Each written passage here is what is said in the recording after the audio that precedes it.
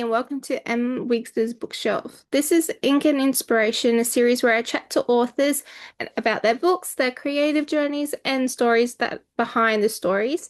If you love books and the people who write them, you're in the right place. Let's jump in and tell us who you are and a little bit about your book. Hi everyone. My name is author Lauren Kutney. I write young adult, new adult, romancy, fantasy books. Generally, I try to keep it for 14 and up. So I write closed door, no spice types of romance is kind of what you'll see in kind of what I write. Right now, I have the Royal Insight series that I just came out with book one on December 2nd of 2025. And book two is ready to come out in spring of 2026 here. What inspired the Royal Insights series? I grew up in a traditional family, but when I work in HR. I've been in HR now for 18 years, and I had a lot of friends at work who didn't really have the same type of traditional upbringing. A lot of them were in foster care, were adopted, or never got adopted, and aged out of foster care. And so when we would talk about like holidays and different kinds of traditions, some of them didn't really have that, and you could tell they were kind of trying to live through others who had different types of experiences. And so I wanted to center my story around that of someone who doesn't have a traditional upbringing, and how you can experience and find love in different ways, whether it's through friendship, a community, could be a partner, but not having parents, or knowing where you come from and trying to find your identity and where you belong. I think that's like really important for those types of books to be out as well. So it's like you can see yourself in characters as well. It's like some people definitely have a range of traditions and even around the world as well. Like it's different. Mhm. So it's really good to see yourself in different characters as well. I always love trying to find bits of me in characters. We do it, absolutely. Yeah. I mean, I think we put a little bit of ourselves in all of our characters somehow. Maybe not everything, but I do sneak a few things here and there in all my characters that kind of maybe are a little bit of me too. I think it would be hard not to base a little bit Mhm. of personality so that the characters actually resonate with people and like, yep, I actually believe this character. I'm invested in it as well. Yes, absolutely. What drew you to writing in the first place? I've kind of been writing almost all my life, but where I would say it started is, I'm a millennial. I'm the younger, kind of generation. But I remember when my grandmother would come down and visit us, and always it was soap operas, and then it was The Price is Right that would come on. But when we would watch the soap operas, there was always this tension and this longing. And I mean, a couple could get together in a month, or it could be a year. And I remember like being frustrated, but like I was so tuned in to that tension between the couple. And then I'd find myself saying, I could probably write that a lot better, right? I could do a little bit more with that. And then kind of fast forward in high school, I was a feature editor for my high school newspaper. So my writing continued there. And then after that, I've been now, like I said, in HR for 18 years. And through HR, I do investigative reports. But on the side, which, when it's not work, I loved to write a lot of fan fiction for shows, movies, and books that I really enjoyed. And when I started to see thousands of people viewing them and telling me, hey, your writing is almost like a cinematic experience, I'm like, you know what? Maybe I should go back to the stories that I wrote just for fun for me and start taking it seriously as being an author, and writing books for others to experience too. I think writing fan fiction is like the easiest way to start writing stories because you've already got the characters, you've already got the world. You're like, I actually want this to happen to the characters. I think everyone sort of started writing their own fan fiction when they were in high school. Well, I did. It really is, but sometimes it can also be tough because some Mm. people want the fan fiction where the characters are true to the character. And so trying to do that justice and making sure, like one of them I used to do was there was two, Grey's Anatomy, and I also did a lot for Vampire Academy. And when you get those kind of fans, like they want that character to continue being sassy, or this person to continue being a smug individual. And so that when I found that I was doing that well, I'm like, okay, if I can continue for other people's characters, then I know I'm on the right track for the own that I create. Fandom fans are like the most brutal. They reviewers. really are. Don't mess with their characters. Do not mess with them at all. Yes, I get it, right? We're protective as an author. I'm protective of my characters. And sometimes when I think that's one of my biggest pet peeves is when you see a book get adapted into a movie and then it's not what the book is, which I'll talk about. Like Vampire Academy was a perfect example of that. I believe the director who did Vampire Diaries, she went to make the show, and like one of the biggest things about the male character she took away, she made him, I think, British instead of Russian, and he's Russian. I'm like, you can't mess with that character, like that's what he is. So yeah, you get protective of them, and you, some things you can change, but some things you just don't. Yeah, definitely. It's like when people there's rumors of like books being made into TV shows or movies, and I'm like, I want to watch it, but I'm like, I don't want them to change what I love about the characters. No. I will say Lord of the Rings, I think they actually did a better job Yeah, with the movies for those they, that maybe couldn't get through the entire books, and they're yeah, wonderful books, but they did a phenomenal job with the movies. So they that's really the did. one that did it right. Yes, that's one of the few. Yeah, exactly. How did you choose which character center the story around, in particular with your Royal Insight series? Yeah, so I wanted that to really center around Elena. So the good thing about her friendship with Hannah is that they both come from a shared history as far as both being in the orphanage. So she had someone that she could relate to, but I really wanted it to center around her and her experience of not having a family to love, but always drawing to it and wanting that. And so I wanted, knowing that she was going to be a character that is strong underneath, but doesn't know yet her strength, doesn't know yet her worth. I really wanted her to be able to kind of experience that as they start to throw all these other obstacles that come in her way, to be able to have that quietness come out of her and kind of realize, hey, all these things that were, challenges, I've overcome that. I can overcome this too. And so I kind of always knew that was going to be her. And then kind of having that experience with her best friend, leveraging that and using that as part of how she continues to grow in the story. Did you, for your process of writing your book, do you sort of plot out the series as a whole, or you just focus as book by book? So yeah, no, I wouldn't say I'm a little bit of both. What do they call it? A pantser and an outliner. So I do outline. I will say so. The book one was all built around, and I'm not gonna, I won't give any spoilers, I promise. But there's a pivotal scene in book one. This is not a spoiler alert. Elena has ability to see future visions, not just future but past visions as well. And in one part in the book, which also really elevates her relationship with Alexi, her head of security, she has this vision, and it really kind of makes her have to come to terms with not only that she has this ability, but also feelings that she may be starting to have. And so that was the first scene that I had in my head, and that kind of built the whole book around that. And then book two, I always knew where I wanted to go with it based on the ending of book one. But now I'm on book three. This is going to be a 4-book series. And book three is kind of like it. I started with an outline, but now it's kind of just taking a life of its own. So that's generally what I do. I always have like a rough outline, but then I just start going, and it'll flow. And I'm like, you know what? I didn't think of this, but this is so much better. And I'll kind of go in that direction. The characters have decided not don't want to don't want They this. run away sometimes. You always see those videos where they're like, in the character, like you're trying to tell them, no, you need to do this. And they're fighting back with you. That's very real. They do. They fight back and say, I think this would be a much better scene if this And I happens. and I prove this because it's easier for you to write. Right.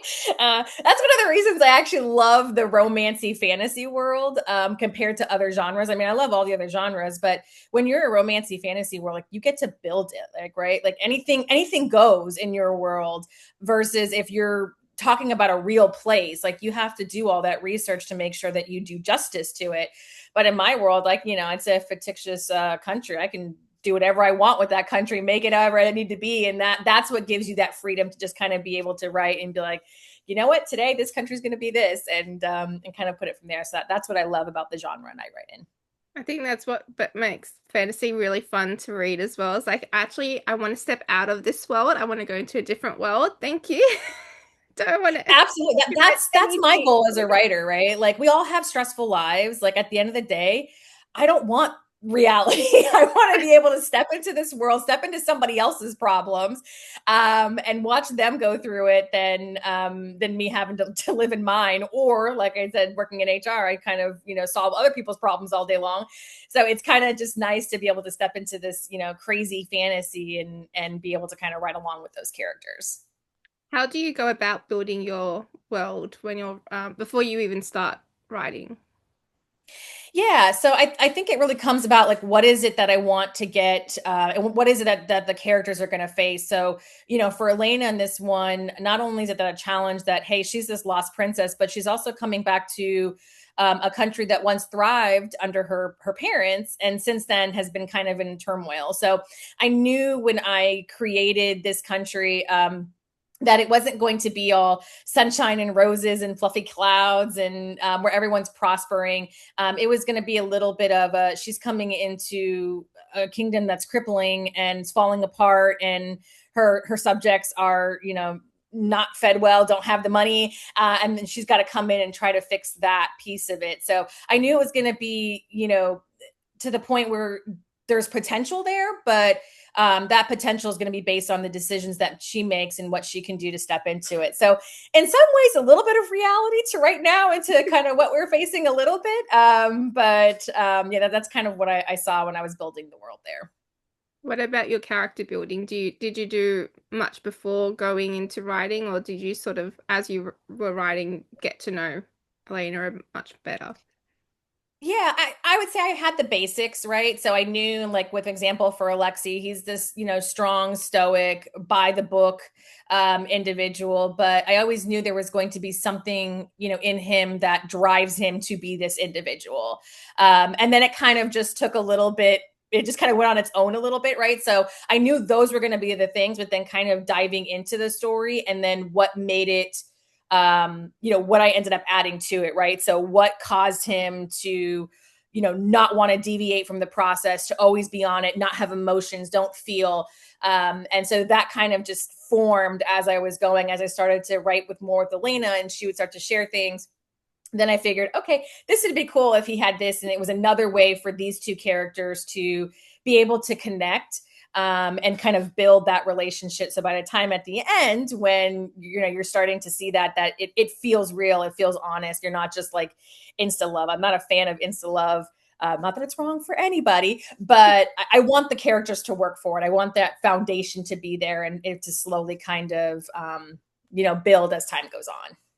I guess that gives sort of real life realistic as well. Like not everyone's going to see someone and instantly fall in love. You're going to have to work for it as well. It's like a bit realistic. You don't. It's not like you're going to see someone in the street and go, "Yep, we're going to be in love Yes. now." I mean, it's a royalty romance, but I'm not Yeah. gonna lie. I'm not like Snow White or Sleeping Beauty here, where one kiss from Prince Charming, and I'm mixing them all up now. But is all of a sudden, hey, we're together forever. No, there's going to be a little bit of elements of yeah. I think you're absolutely right. I think you can be attractive to somebody, but Yeah, there's got to be those underlining things that help draw you and want to make have that person, that life with that person. definitely. Did you have a favorite moment to write in the books? Yeah, so I would say that the favorite moment was actually that scene that came in my head of because it was the pivotal moment of their relationship changing, and it was the moment where Elena kind of had to face it, right? Like there's these things throughout where they're kind of orbiting around each other, and you as the reader, you kind of know like something's going on here, but like they're both still fighting it. And so when she has this vision that is going to be about him, it forces her to face that truth and forces her to kind of realize, you know, why am I fighting this, and kind of why am I having these feelings? So that was my favorite part of it, because I knew at that point there's no turning back. Like it is what it is. Like she's going to have to face this and then kind of figure out what she does with that, because it's either duty or it's the growing, budding feelings that she's having. And so that's a big choice. It's going to end up being at her crossroads at the end. I really think those type of choices that the characters make. So the best part in the books as well. It's like, what are you going to Mm-hmm. choose? Like, I know what I would like you to choose, but are you going to choose the same? And how do you work that out? It Well, would. yeah, and especially for her because it's like she didn't grow up in this world and she still doesn't know if she truly belongs and all this craziness is thrusted on her. So could it just be easier to walk away and say, "Hey, I don't want this. I don't need this."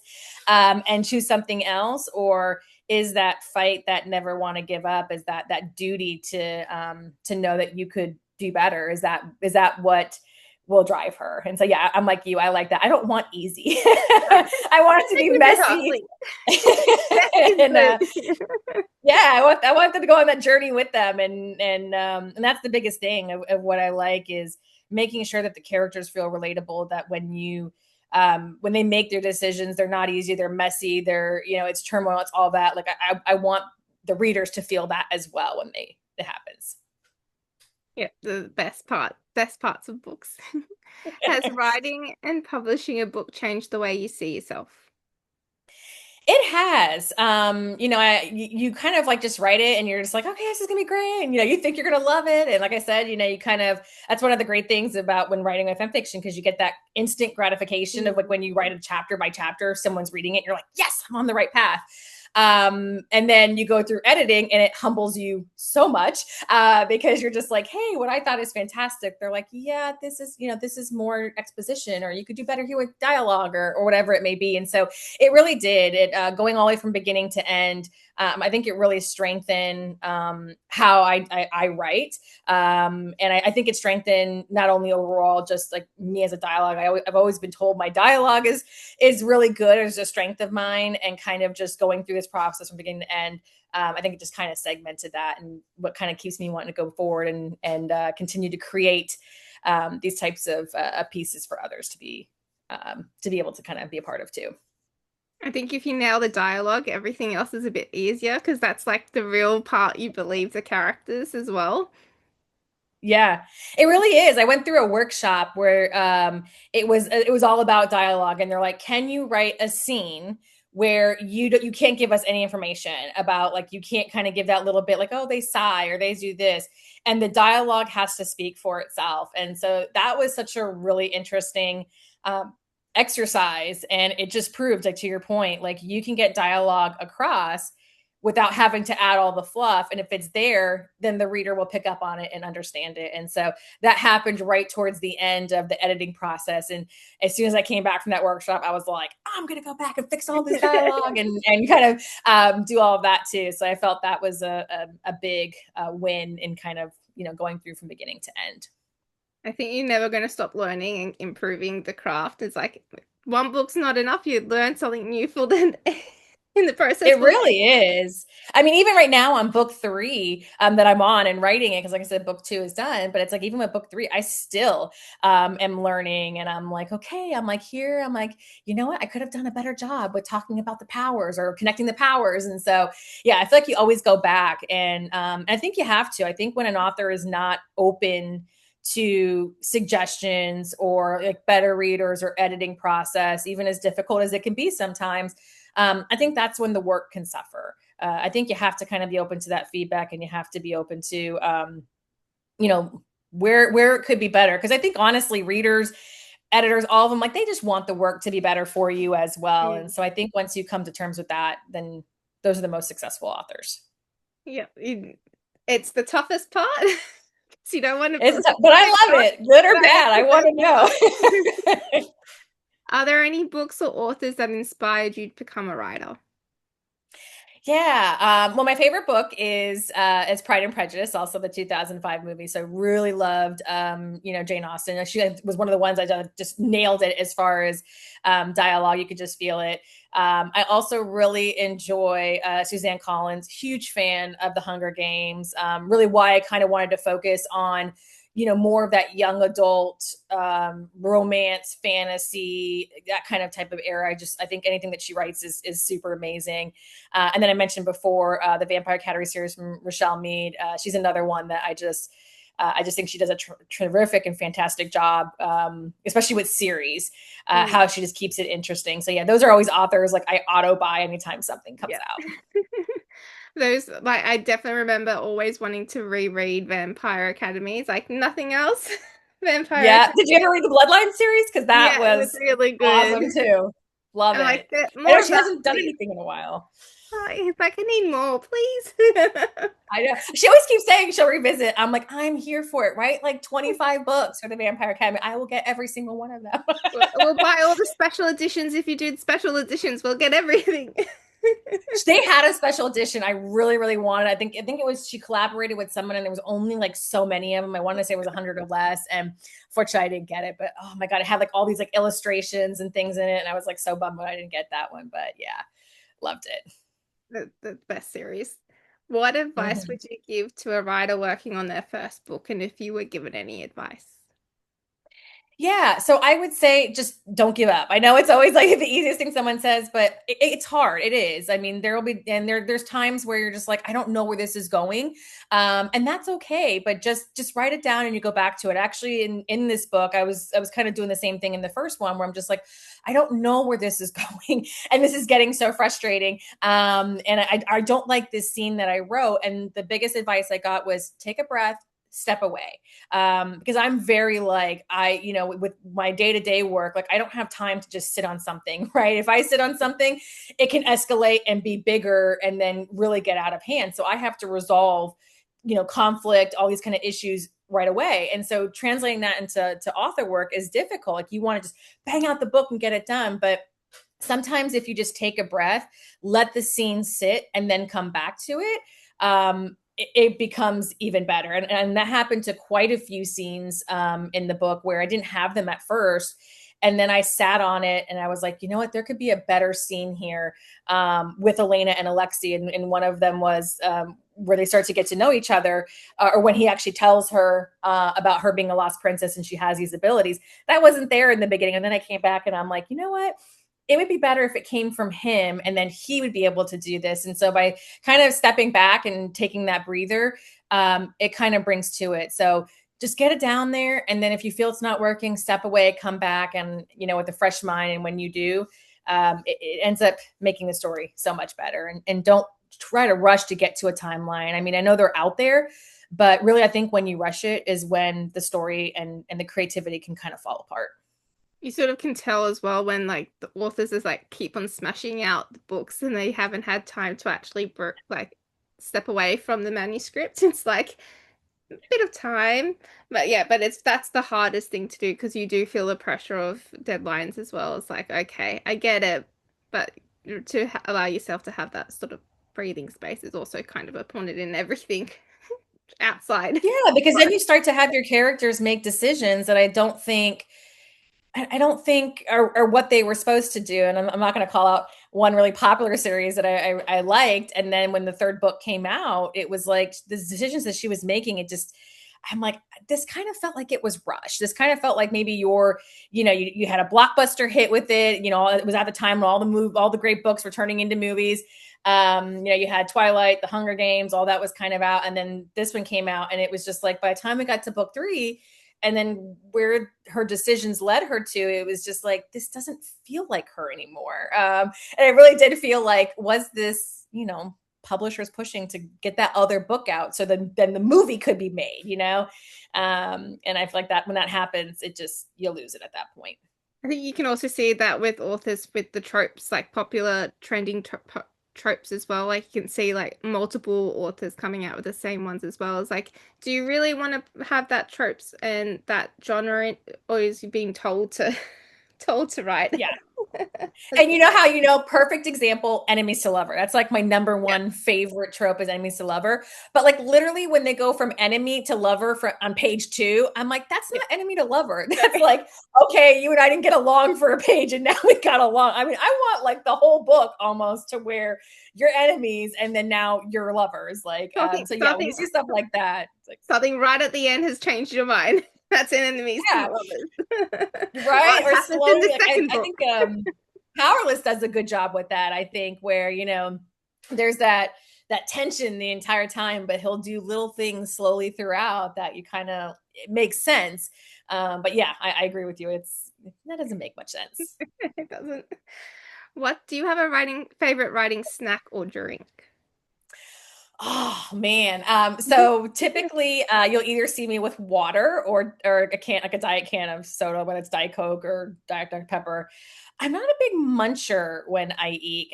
I or read, believe it or not, because I like my stuff to be pristine, and I don't want sticky fingers or anything on my computer or my books. Like they have to be like nice, no edges, nothing. So I tend not to eat while I'm writing and or reading, but then afterwards I will, especially if there's like a huge scene, I can like go stuff my face. It's like a release. Or like the easy to snack things that you like would enjoy. Never leave your hands clean at all. No, no. If I do, I'd probably be like a gummy bear or something, where it's Yeah. like the risk of like anything is very small or minute. So yeah, Do you listen to music while you write? I do actually. And even with the second book that's coming out, I'll share the soundtrack that I have. But yeah, there's a lot of times when I'm writing a scene, I could play a certain song on repeat over and over while I'm writing that scene. I do also like to listen to a lot of instrumental music, so like soundtracks from major motion pictures. I do listen to a lot of that while I'm writing because those crescendos and things that happen, especially when you're writing an intense scene, it really does help with the creative process. So I would absolutely recommend that to anyone who's writing. If you're struggling with potential dialogue, then definitely a song with lyrics can really do wonders. And then if you're just needing that kind of like that drive, then definitely soundtracks, instrumental soundtracks can do wonders. I think listening to music is really good to sort of settle your mind as well. I don't know how Mhm. I'll go with writing dialogue and not putting the lyrics in the dialogue, but maybe if I'm Yeah. before writing my dialogue, I listen to a song and then write. Maybe maybe Yep. it would help a bit better. Absolutely. But it's interesting because I do like when I like, especially when book two comes out and I give the soundtrack, I'm always kind of one of those. So which song do you think I listened to while I was writing this particular scene? Because it is interesting. And I do think it does play a role in some of the times and some of the scenes that we do write. It does help like set the mood and everything as well. Like a good song always sets the mood for reading Yeah. or I'll probably tell you. So the Avengers Endgame soundtrack, I probably have like scratched out beyond belief while I was writing The Crown Mystic because the whole like last three chapters of that book, I think I must have played the songs where they're going through the entire battle, and then afterwards, towards the end, I think I literally played those like three or four songs on like repeat those entire those entire last but, chapters while but I was writing. but they're the best songs too, though. Marvel never goes wrong with the with their No, soundtrack. they're great with instrumental. They're amazing. And my final question is, who has been the biggest supporter of your writing? Oh wow. My family has always, as far as that piece, my family has always been the biggest supporters. I'll run scenes by my mom and dad. That's who they're got the dedication in the first Crown Mystic. They've always just been so fantastic and like, you can do this. It's really great. We like it. You're so imaginative. So no matter what I do, they've always been supportive. And then from the author space, my really good friend. Author Isis Chandler. She just actually had her book come out recently, and that's an awesome book as well. What Draws Us Apart. But her and I were both together with a publisher, and that just did not work out well. And it was at that time when we separated. I didn't know if I was going to be able to put this series out because the publisher had it.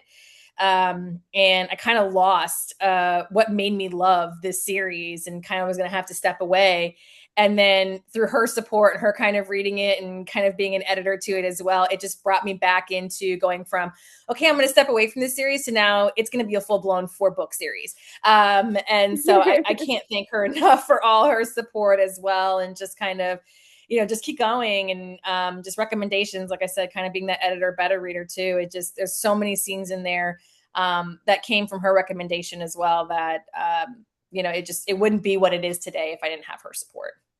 You definitely need like your family, and then it's always good to have like an author bestie to sort of help cheer and It rein really things is on as because well.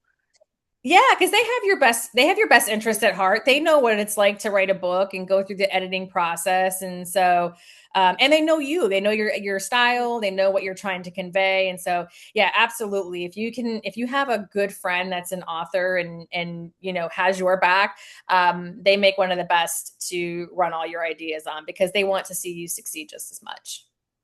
Yeah, it's always, I always love seeing authors supporting each other on Instagram and everything. It's like, yep, that's really good. I always love seeing that as well. So it's always the best part. It really is. I mean, I can't say enough about Instagram. I know there's TikTok and everything, but honestly, the authors I've met and some of the people that I've gotten, I mean, I'm seeing work and I'm reading work from authors that probably would have never known had it not been for Instagram.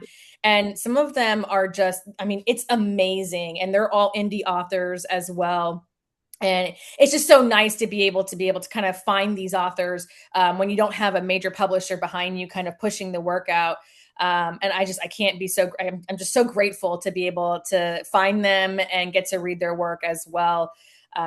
So yeah, so definitely check out my socials because I always I do little reviews for them as well when I read their books, and it's just some amazing folks on there that write some amazing work. Definitely. It's like the best thing is discovering a fantastic indie author that, that you wouldn't have found otherwise. It's just the algorithm and everything pushing them forward is like, yep, actually, thank you. I needed this type of book for me to read today. So it's always I love the community as well. Oh yeah, I'm excited too because I get to go to a couple author events this year. One of them's going to be in Ohio, and I think I'm more excited to go so I could be to see other indie Yeah. authors. Like I know I got to be at my table, but I'm like, can I have a moment where I can go and see the other authors too and get all their books because that's going to be really exciting. It's like I need to go and have a little chat and like introduce myself and meet everyone. Like that's the best way to go to with author events and cons. Like the best part of it is going around to each of the tables and just finding out about their books as well. Yeah, meeting new people, absolutely.